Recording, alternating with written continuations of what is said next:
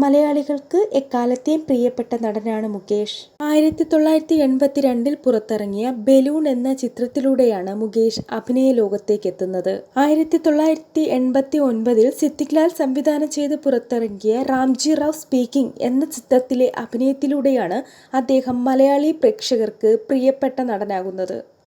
പിന്നീടങ്ങോട്ട് ഒട്ടനവധി ഹിറ്റ് ചിത്രങ്ങളുടെ ഭാഗമാകാൻ മുകേഷിന് കഴിഞ്ഞിട്ടുണ്ട്.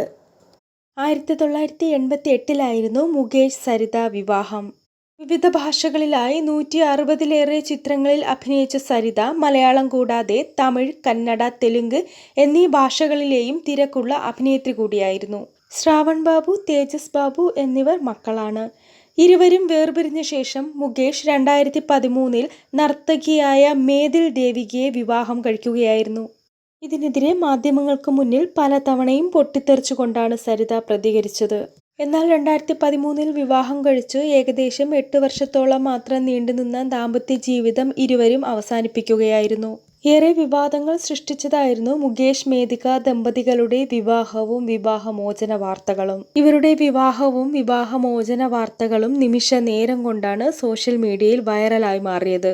എന്നാൽ ഇപ്പോൾ ഇവർക്കുണ്ടായ മാറ്റമാണ് സോഷ്യൽ മീഡിയയിൽ വൈറലാകുന്നത്.